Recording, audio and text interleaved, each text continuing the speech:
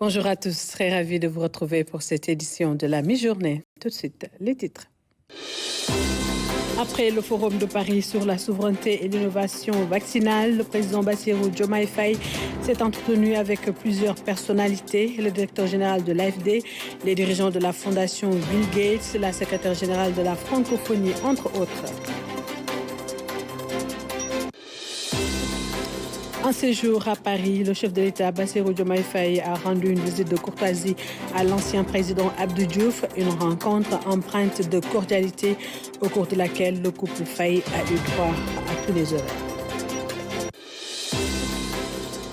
La baisse des prix des denrées de première nécessité sera effective à partir du lundi 24 juin 2024. Les 1000 volontaires de la consommation et les forces de l'ordre seront déployés sur le terrain pour veiller à l'application de cette mesure prise par l'État pour soulager les ménages. Arrivée du premier vol des pèlerins hier aux environs de 5 h du matin à l'aéroport international Blaise Diagne, les 285 pèlerins à bord du vol de la compagnie Air Sénégal ont été accueillis par le ministre des Transports aériens.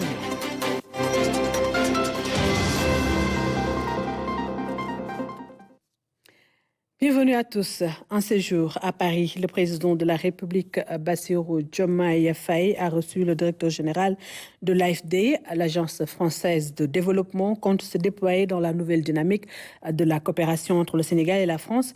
Le chef de l'État a également reçu les dirigeants de la fondation Bill Gates et la commissaire européenne aux partenariats internationaux, Synthèse Oumanigue. Dans le sillage des nouvelles orientations des plus hautes autorités, l'Agence française de développement entend se conformer. Voici le directeur général de la Banque publique française. J'étais très honoré d'être reçu par le président du Sénégal.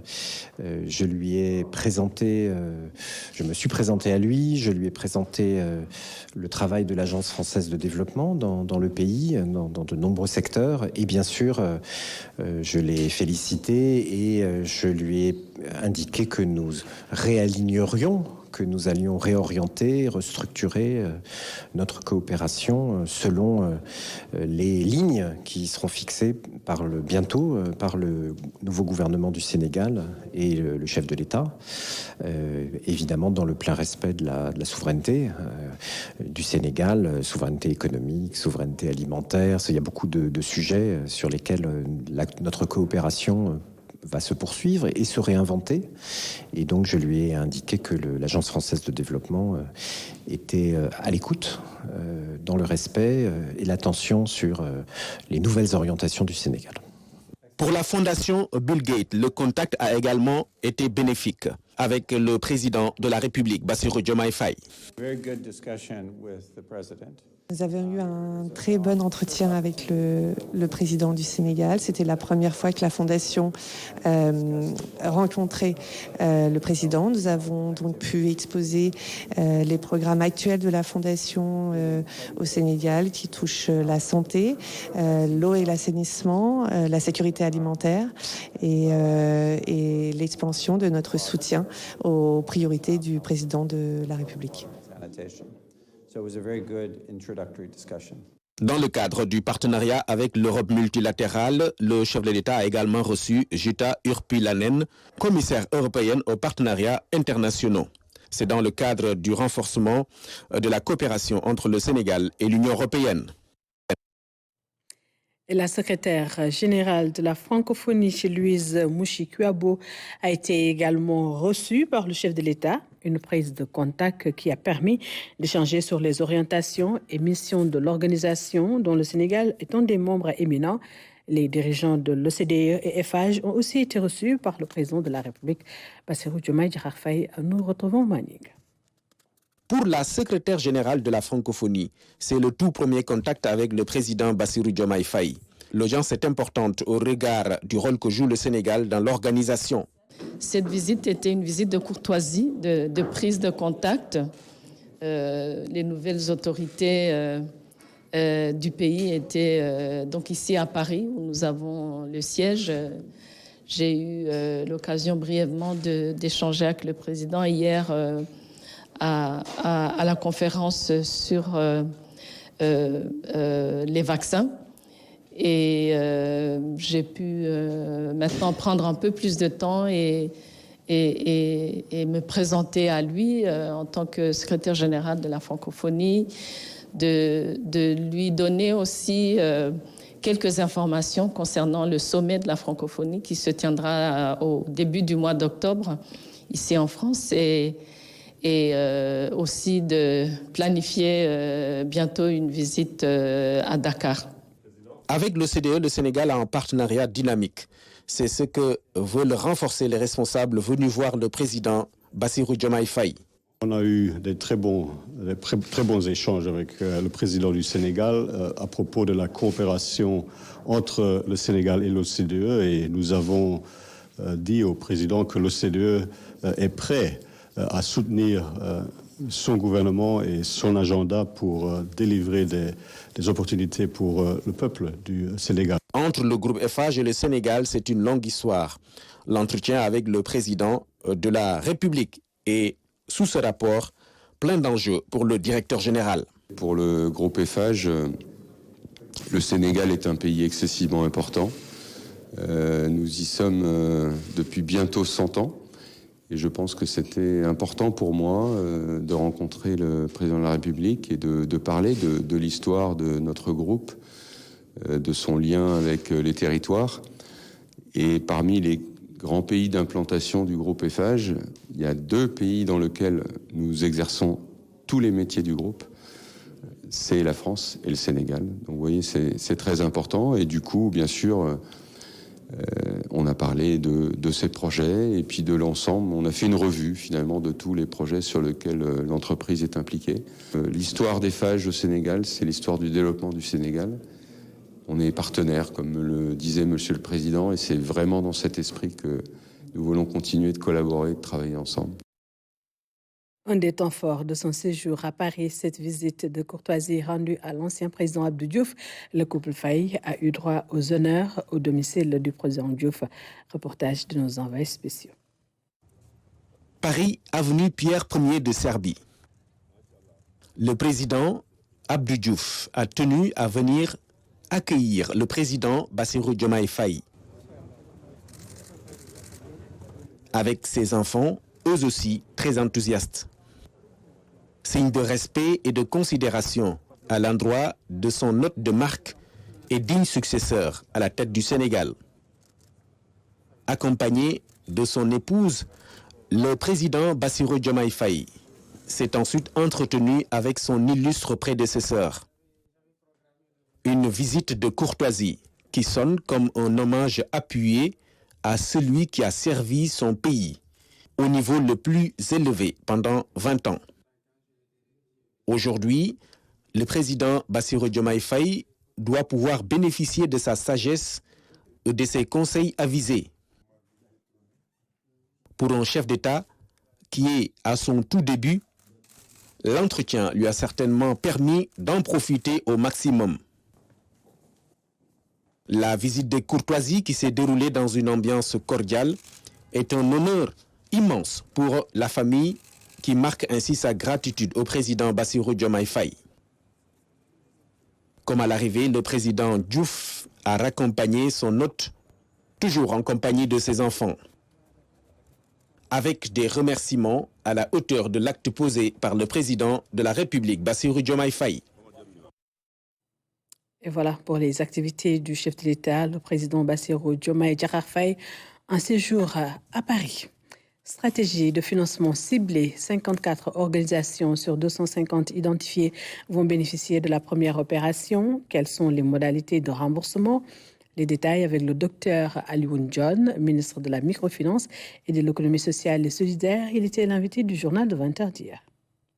Il faut entendre par là que depuis l'avènement de ce nouveau régime, sous les orientations de son Excellence le président Bassirou Diomaye et sur les instructions du Premier ministre Ousmane Sonko, nous sommes en phase de réaliser un diagnostic à partir de la situation que nous avons trouvée sur place. Et à l'issue de ce diagnostic, nous avons vu qu'il y a des aspects qu'il faudrait corriger pour aller véritablement vers un financement inclusif et durable. Autrement dit, il s'agit d'aller vers une rupture qui consiste à faire de telle sorte que la microfinance puisse aller dans le sens des orientations qui sont contenues dans le projet de Sénégal, d'un Sénégal souverain, juste et prospère. Et c'est la raison pour laquelle on a mis en place une stratégie qui consiste à voir les véritables acteurs qui sont dans l'économie sociale solidaire.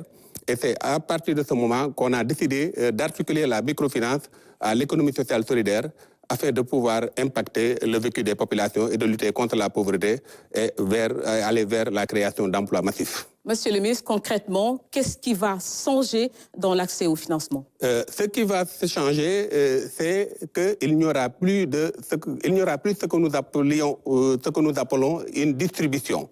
Autrement dit, dans les financements qu'on avait eu jusque-là, il n'y avait pas en fait un ciblage réel. Autrement dit, il fallait mettre en place des critères qui permettent de voir véritablement les acteurs de l'économie sociale et solidaire. Et c'est à partir de ce moment qu'on pourra véritablement savoir les potentialités, les aptitudes de ces acteurs à pouvoir bénéficier de ces crédits pour réaliser des activités qui leur permettent de s'en sortir et de pouvoir recouvrer les crédits qui leur ont été octroyés. Les secteurs prioritaires, c'est conformément au projet, toutes les activités qui vont dans le sens de la souveraineté économique, autrement dit de la souveraineté agricole. Autrement dit, les secteurs connexes à l'agriculture sont les priorités. Il faut entendre par là l'agriculture au sens large. Comme nous l'avons actuellement avec le ministère de l'Agriculture et de l'Élevage, mais également avec les activités qui vont dans le sens de l'alimentation. Donc, toutes les activités qui vont impacter l'alimentation, autrement dit, les activités qui s'inscrivent dans les dépenses les plus récurrentes, vont bénéficier de ces financements. Cela permet de répondre à l'orientation qui consiste à aller vers une substitution des importations. Le modèle économique dégagé par son Excellence le Président Bassirou Diomaye, c'est d'aller vers une substitution aux importations. Et vous comprenez par là que pour aller vers la substitution aux importations, il faut nécessairement outiller l'ensemble des acteurs, l'ensemble des opérateurs économiques, y compris les acteurs et les actrices de la microfinance, à pouvoir aller vers des créations de richesses et d'emplois. Les taux d'intérêt sont à 5%, parce que les usagers ont beaucoup décrié les taux d'intérêt élevés, raison pour laquelle, dans cette rupture, on a veillé à alléger un peu les taux d'intérêt à 5%. Et qu'attendez-vous des bénéficiaires? Ce qu'on attend des bénéficiaires, c'est d'être en mesure de pouvoir réaliser les activités pour lesquelles ils et elles ont demandé ces crédits et de pouvoir impacter véritablement leur vécu pour le bonheur de la population dans son ensemble. Après le Bawol, la prochaine étape, c'est Dakar. Déjà, on a identifié la zone de Keur Massar. Ensuite, c'est Ziguinchor. Et par la suite, on va vers la région de Fatick, vers le Matam, vers également Tambacounda. On cible par G 3 régions pour véritablement aller de manière assez ciblée afin de ne pas faire ce qu'on appelait la dispersion, la distribution.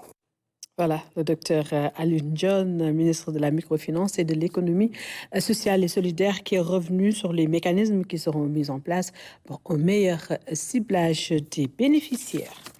Et puis, cette bonne nouvelle, la baisse des prix des produits de grande consommation entre en vigueur à partir du lundi 24 juin 2024. C'est l'une des conclusions de la réunion du Conseil national de la consommation présidée par le ministre de l'Industrie et du Commerce. L'accent sera mis sur le contrôle avec le déploiement de 1000 volontaires et les forces de l'ordre pour veiller à l'application stricte de la mesure. Salut Sec. Il a fallu des heures pour échanger sur les mesures prises pour baisser les prix des produits de grande consommation. Différents acteurs du secteur, consommateurs, commerçants et industriels ont apporté leur point de vue sur la question. Des échanges qui ont permis de déterminer la date de l'application des nouveaux prix. Concernant la date de mise d'entrée en vigueur des prix, ce sera le lundi 24 juin. Tous les prix seront immédiatement applicable sur l'ensemble du territoire. Je vais demander aux conseils régionaux de consommation de se réunir dans les meilleurs délais pour ajouter le différentiel de transport sur l'ensemble du territoire. Pour un bon suivi, un dispositif spécial sera déployé sur le terrain et les forces de l'ordre seront mises à contribution pour un contrôle permanent. La publicité et l'affichage des prix seront obligatoires et reprécisés par l'arrêté du ministère que je vais signer dès aujourd'hui. Le ministère prendra toutes les dispositions pour rendre disponibles dans toutes les boutiques les affiches sur les prix. Le contrôle sur le terrain sera effectif et renforcé. On va impliquer d'abord les volontaires. Vous savez qu'on a 1000 volontaires de la consommation et les forces de défense et de sécurité seront aussi mis en contribution. Le contrôle citoyen à travers l'implication des relais communautaires, les badianougors, les chefs de quartier et, comme je l'ai dit, les volontaires. Ces nouvelles mesures concernent des produits comme l'huile de palme raffinée, le riz brisé ordinaire, le sucre cristallisé, le pain, la farine du blé et le ciment. Le litre d'huile est désormais à 1000 francs au niveau des boutiques du Sénégal, dans toutes les boutiques. Le riz brisé, le prix de détail du riz est à 410 francs. Pour le sucre cristallisé, le détail sera donc à 600 francs au lieu de 650. Pour le prix du pain, le prix de la baguette standard de 190 grammes sera donc à 150 francs. On est passé de 175 francs à 150 francs, soit une baisse de 25 francs. Le ciment, le prix au distributeur sera donc de 71 000 francs la tonne. Nous avons enlevé donc les 2 000 francs pour chaque tonne. Cela veut dire que le prix du sac de ciment désormais sera de 3 550 francs. Vous avez vu, le prix du pain qui était proposé à 160 francs, aujourd'hui, il a été retenu qu'il va être ramené à 150 francs. C'est ce que nous avions souhaité et que nous avions demandé. Parce que cela va permettre d'éviter les problèmes liés à la monnaie. Pour ce qui concerne le riz, le problème va risquer d'être toujours là parce que le produit sera à 410 francs. Alors que nous avions demandé 400 francs. Mais comme il y a deux types de riz qui existent et qu'il y en a un qui ne pourrait pas être vendu à 400 francs, c'est la raison pour laquelle donc, les 410 francs sont maintenus. Nous pensons que c'est une excellente initiative. Le ministère en charge du commerce se donne un délai de 3 mois pour faire une évaluation de l'application de ces mesures. Au chapitre éducation, l'examen du certificat de fin d'études élémentaires et le concours d'entrée en 6e vont se tenir les 25 et 27 juin 2024. À cet effet, le directeur des examens et concours du ministère de l'Éducation nationale a organisé un point de presse pour faire le point des préparatifs et les innovations prises pour un bon déroulement des examens. Pape Kolingam. Comme il est de tradition à la veille des examens de certificat de fin d'études élémentaires et du concours d'entrée en 6e, le directeur des examens et concours du ministère de l'Éducation nationale rencontre la presse pour porter à la connaissance du public les dispositions prises par la tutelle pour relever le défi de l'organisation. Pour cette année 2024, les épreuves de l'examen du CFE et du concours d'entrée en classe de 6e seront administrées le mardi 25 et le mercredi 26 juin 2024 sur toute l'étendue du territoire national, en Gambie et en Guinée-Bissau. À cet effet, toutes les dispositions utiles sont déjà prises en rapport avec tous les acteurs concernés. À la date du vendredi 21 juin 2024, le nombre total d'inscrits est de 301 820, dont 170 270 filles, soit 56,41% du nombre total de candidats, contre 300 268 en 2023, soit un écart positif de 1552 candidats pour un pourcentage de 0,52% d'augmentation. Il faut préciser que tous les candidats avec ou sans extrait de naissance, comme je l'ai dit tout à l'heure, ont été inscrits et subiront les épreuves. Pour les candidats vivant avec un handicap, des dispositions spécifiques sont prises conformément aux directives issues du Conseil interministériel sur les préparatifs des examens. Pour les 113 candidats déficients visuels, 61 non-voyants et 52 malvoyants, des dispositions particulières ont été prises pour leur adapter les épreuves, transcription en braille pour les non-voyants, et augmentation de la taille de la police des écritures pour les malvoyants. En ce qui concerne les autres types de handicap, des dispositions sont prises au niveau local pour faciliter l'administration des épreuves et respecter le principe d'équité pour tous les candidats. Au regard du nombre croissant des candidats, le ministère de l'Éducation nationale a mis les bouchées doubles pour une bonne prise en charge de l'effectif. La phase d'administration des épreuves nécessite en moyenne l'utilisation de 12 073 salles de classe et la mobilisation de 1978 chefs de centre, de 24 146 surveillants, de 9 890 secrétaires. La session 2024 de l'examen du CFE et du concours d'entrée en 6e est marquée par la digitalisation des activités à travers la plateforme Anadol. Et pour la première fois de l'histoire des examens scolaires, les résultats du CFE et ceux de l'entrée en 6e seront publiés en même temps et via des SMS. Le premier vol des pèlerins est arrivé hier à l'aéroport international Blaise Diagne de Diass. Les 285 personnes sont arrivées à bord du vol de la compagnie nationale Air Sénégal. À l'accueil du premier vol qui a atterri à 5h25 du matin, il y avait le ministre des Transports aériens, Ibrahima Dog. Un ciel scruté en permanence par des familles venues accueillir leurs parents. Il est 4h du matin et pourtant le parking du hangar des pèlerins affiche déjà le plan.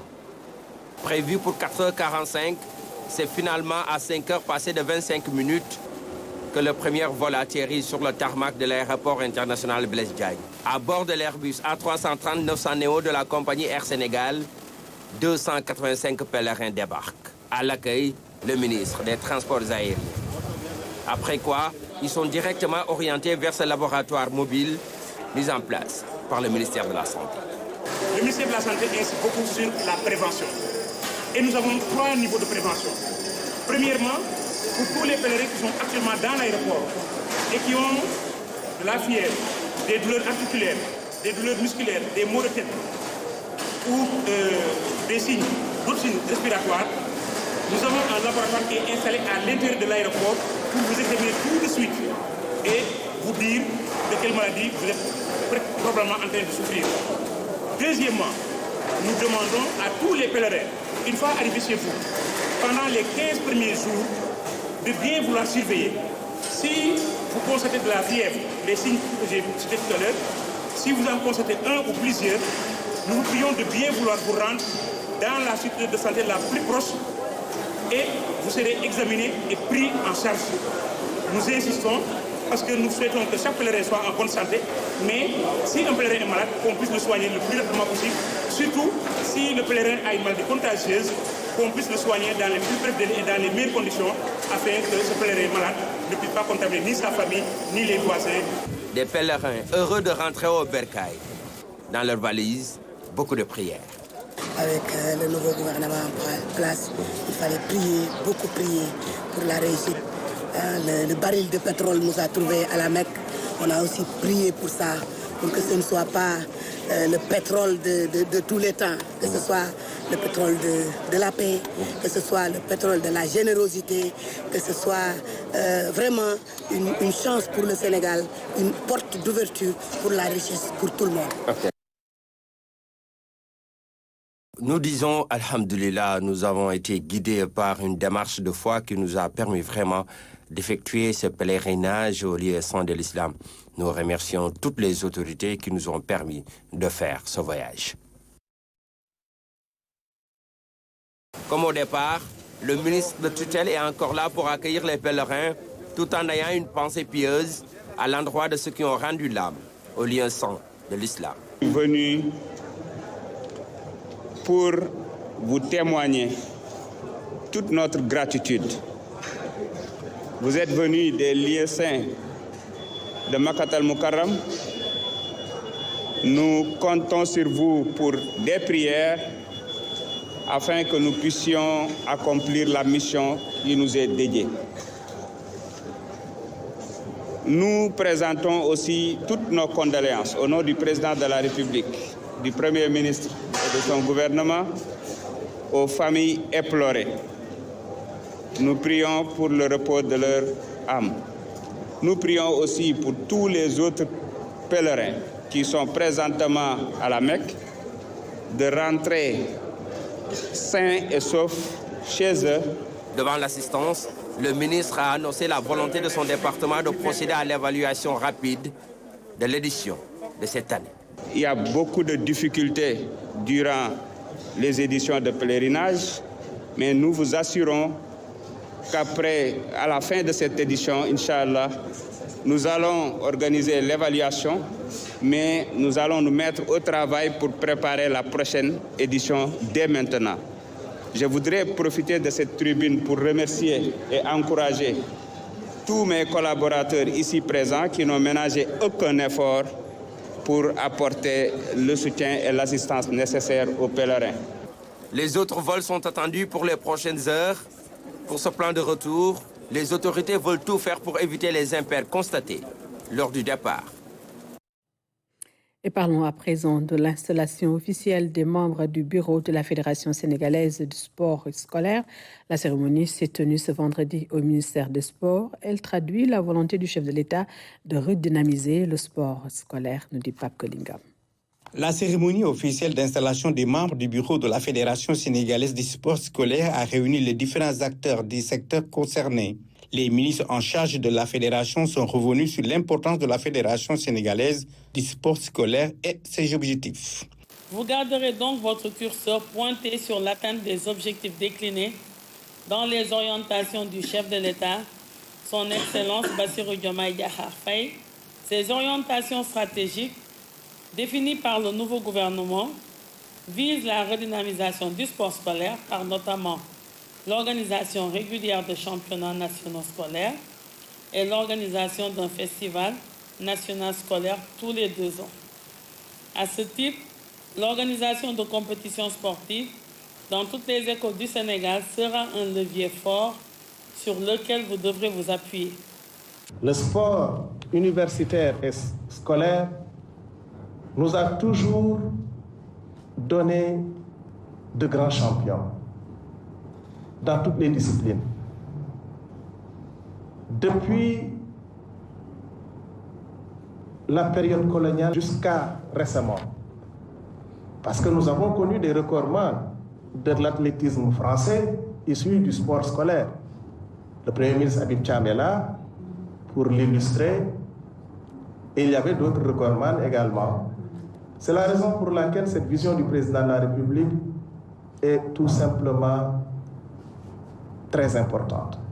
Pour la redynamisation du sport scolaire, la Fédération sénégalaise du sport scolaire s'engage à faire de la pratique du sport à l'école un véritable moyen de socialisation, de détection de talents et de promotion de la culture sportive. L'essentiel de ces perspectives est d'assurer déjà la massification de la pratique sportive, c'est-à-dire qu'on puisse faire du sport dans toutes les écoles et établissements du Sénégal, qu'on puisse également diversifier parce qu'il y a des disciplines dominantes qui sont pratiquées un peu partout au Sénégal, mais que toutes ces disciplines sportives utiles à l'épanouissement de l'enfant puissent revenir à l'école.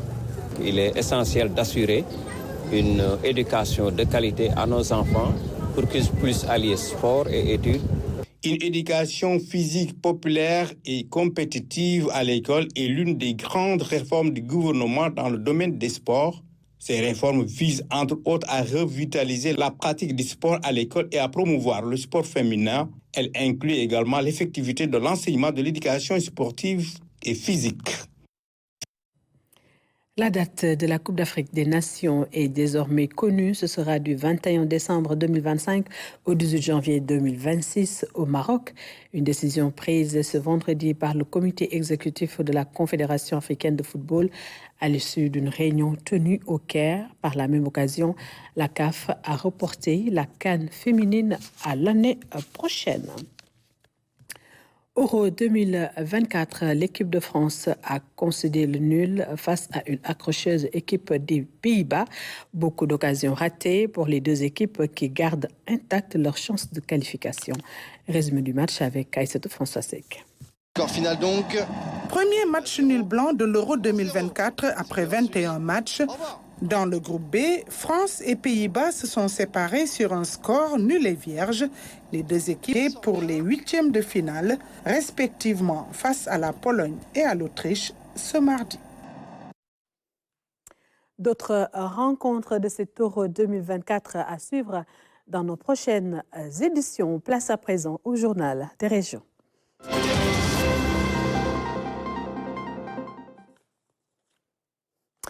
Et retour sur la fête de la musique célébrée ce 21 juin. Occasion de revenir sur les défis de ce sous-secteur de l'industrie musicale qui est aujourd'hui confronté à de nombreux obstacles liés au manque de professionnalisme des acteurs. La musique nourrit-elle son homme? Élément de réponse dans ce dossier réalisé par Oumkal Soumsal. L'industrie musicale au Sénégal, c'est d'abord le potentiel, de la créativité et du talent qu'on retrouve chez de nombreux artistes, même si les succès restent variables. Sauf que le don seul ne suffit pas.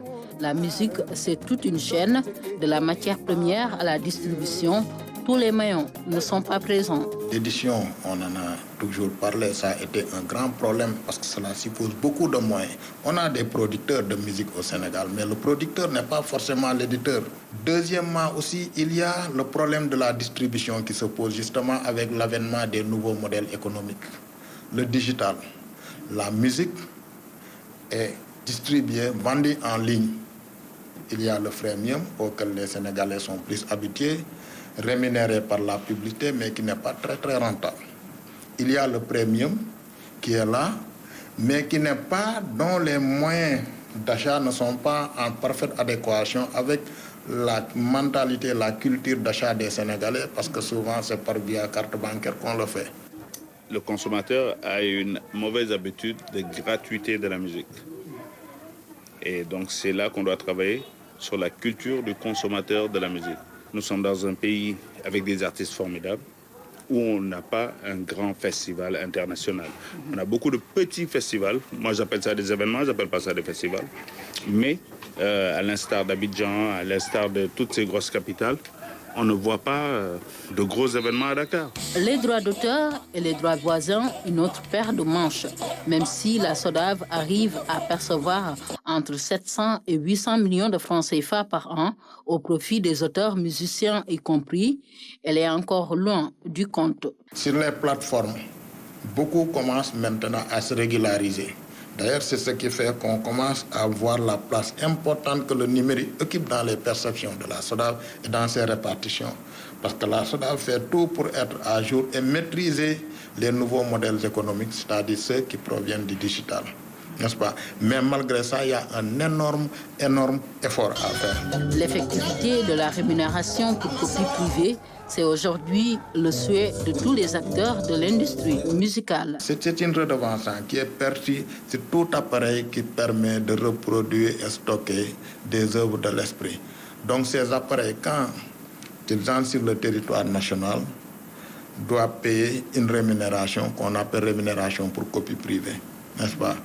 Donc ça, ce qu'on appelle la copie privée. Et c'est extrêmement important dans les autres pays. C'est le 2 milliards par an compte tenu des perceptions classiques. Donc c'est extrêmement important. C'est clair que si on veut donner de la force à la SODAV, il faudrait que la copie privée soit effective. Je sais que les autorités actuelles ont envie d'accélérer là-dessus. Nous les invitons à accélérer le mouvement sur la copie privée parce qu'on sait que c'est vraiment le moyen pour beaucoup de pouvoir vivre décemment. En attendant son application, la loi sur le statut de l'artiste constitue une grande avancée. Un acquis qui va contribuer à la professionnalisation du secteur. Vous pourrez avoir accès à la sécurité sociale, à une retraite, parce que vous allez cotiser, parce que des promoteurs vont cotiser pour les artistes. Et ensuite, donc vu qu'on est des travailleurs, on sera régi aussi par les lois du travail. Et donc il y aura plus de considération pour nous. Ça va changer. Ça va changer notre vie parce que ça nous permettra de pouvoir bénéficier de caisses de sécurité sociale, de l'IPRES. Compte tenu de tout ce diagnostic, une question s'impose. La musique nourrit-elle son homme? Pour l'instant, pas vraiment. Il y a des ténors qui s'en sortent, mais c'est comme on dit, si on arrive vraiment à avoir cette signature par rapport au statut de l'artiste, si on arrive à avoir la signature du ministre des Finances par rapport aux copies privées, je pense que beaucoup de choses vont changer pour nous. La musique peut nourrir son homme. Quand on est organisé, il n'y a pas de raison que la musique ne nourrisse pas son homme. Mais elle ne nourrit pas tous ses hommes. Beaucoup de défis donc à relever dans ce sous-secteur très convoité. La musique, un business aux apparences souvent trompeuses. Retour aux sources, c'est le thème du panel organisé par le Khalam 2. Le groupe mythique célèbre 55 ans de carrière musicale et marque son comeback avec la sortie officielle d'un album ce 21 juin, Fête de la musique. On en parle avec Fanta Badji. Dans cette salle de la Maison de la Culture du Tassek, des inconditionnels du Khalam 2 pour retracer le parcours remarquable de ce mythique groupe des années 60-70, un groupe qui a marqué des générations de mélomanes, férus de variétés, de jazz, d'afrobeat ou encore de folk et qui inspire encore. Ce qu'ils ont apporté à notre génération, c'était en fait cette volonté forte de travailler l'instrument, de ne plus jouer n'importe quoi. Essayer d'aller dans la qualité. Moi, quand on parle du Khalam, c'est des images qui me reviennent. C'est des périodes importantes dans notre vie, dont le festival de jazz. Il ne faut jamais oublier que c'est pendant le festival de jazz que le Khalam a pu affiner son alternative nouvelle, en jouant avec tous les grands musiciens de jazz qui venaient. La force de frappe musicale du Khalam, l'allure vestimentaire du Khalam avait attiré. Et vous imaginez, le Woodstock, le festival de Woodstock, célèbre ses 25 ans en 1994. Et Woodstock est venu prendre Khalam. Quand vous voyez ces images de Khalam au Woodstock, mais c'est extraordinaire. Que de souvenirs, d'anecdotes et d'événements peu connus du public. À travers sa musique, le Khalam a contribué au rayonnement du Sénégal sur la scène musicale internationale. Quand le Khalam était en Europe, le Khalam a joué dans l'album Undercover of Love des Rolling Stones, vous imaginez. Le Khalam aussi a attiré l'attention de Walt Disney. On se souvient de ce concert de la place d'Indépendance, moi je ne l'oublierai jamais. Le Khalam à la place d'Indépendance pour préparer sa collaboration avec Walt Disney. Et c'était l'époque où il ne suffisait pas d'avoir une voix ou de savoir jouer d'un instrument pour faire de la musique qui accroche. Vous savez, la musique de variété, le jazz, ça permet d'être ouvert partout dans le monde et dans toutes les musiques. C'est la base. Déjà, il faut apprendre théoriquement certaines choses, la musique, et puis se déterminer à écouter beaucoup de jazz. Le groupe doit sa longévité à la générosité et à la solidarité de ses membres qui faisaient passer l'intérêt collectif avant tout. On a grandi dans cet esprit de solidarité et c'est ça qui nous nourrissait pour créer ces musiques compliquées. Et on avait des repères. Le Khalam, un condensé de talents dont la maestria est encore avérée 55 ans après. Le groupe signe son retour aux sources dans un album qui revisite ses premiers répertoires. Aujourd'hui, ils ont voulu en fait retourner à la base, au départ, au moment où leur carrière a vraiment explosé, c'est-à-dire en 1979 lors du concert à Berlin, Horizonte, et ils sont allés voir ces morceaux-là qu'ils ont retravaillés, rejoués. Avec une nouvelle génération de musiciens. Pour marquer ce 21 juin, fête de la musique, une rencontre avec les fans et les acteurs culturels qui ont assisté au début du Khalam et qui restent nostalgiques de la belle époque. Khalam 2 reste cette légende avec un riche patrimoine à préserver. Direction à présent Matam pour aller à la rencontre de deux stars musicales. Il s'agit de Mama Sarr et de Cheikh Mal. Ces neveux de Baba Mal suivent les pas de leur idole. Le premier nommé a honoré la région de Matam lors du dernier Fesnac. Portrait croisé avec Ibrahim Pabitiétu.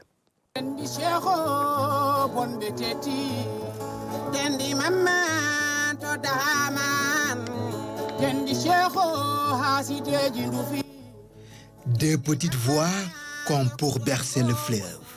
Sur les pas de leur idole, ils comptent grandir en chantant.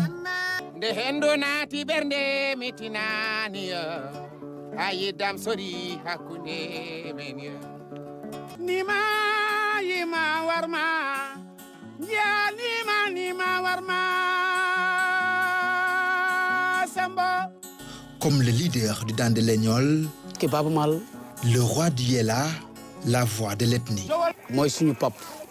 Baba Mal,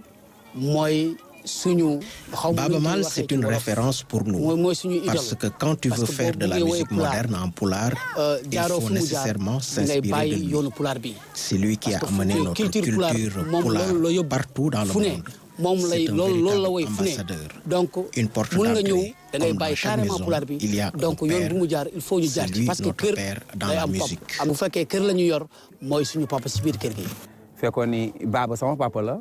C'est naturellement aussi Baba Mal, c'est mon tout. C'est lui qui nous trace la voie à suivre. C'est aussi mon papa. C'est pourquoi nos voix se ressemblent. Je crois bien, quoi. Donc, ses cousins veulent aller loin dans leur amour pour la musique, chanter pour le peuple, le rayonnement de la culture pulaar et devenir, à l'image de leur idole, des stars planétaires. Figure montante dans la région de Matam, le jeune Mamassar Côte de Pulaar a participé au dernier Fesnac et s'est classé 3e de sa catégorie. Ça fait 12 ans. Matam participe au Fesnac depuis 12 ans. Elle n'a jamais remporté un prix dans le domaine de la musique. Par la grâce de Dieu, j'ai participé cette année et j'ai honoré toute la région en remportant ce prix. Je rends grâce à Dieu. Pour mieux vivre de leur art et faire une grande carrière, ils aimeraient bénéficier du soutien de l'État.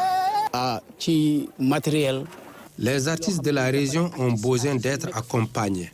Il manque presque de tout.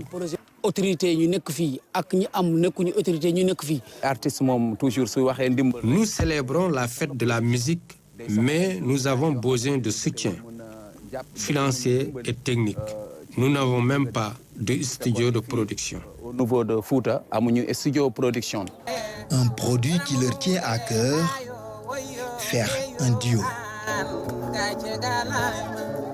Et ces talents font la fierté de la région, tout comme d'autres jeunes artistes. Parole du directeur du Centre culturel de Matam, Samba Kandé, plaide toutefois pour ces jeunes talents. S'ils sont bien accompagnés, ils peuvent encore honorer la région. Ces propos sont recueillis toujours par Ibrahima Pabititou.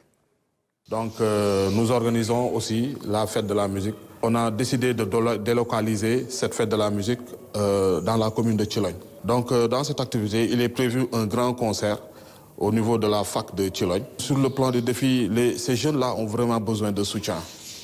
Vraiment, ils ont besoin de soutien, de financement pour pouvoir vraiment évoluer dans le secteur. Là, aujourd'hui, on voit que vraiment les autorités locales, les collectivités locales ne soutiennent pas trop la culture. Et c'est vraiment très dommage. On se rend compte que vraiment, il n'y a pas de grand festival, un festival d'envergure qui pourrait réunir tous ces jeunes-là et participer à leur promotion. Et voilà pour la page consacrée à la fête de la musique célébrée ce 21 juin 2024.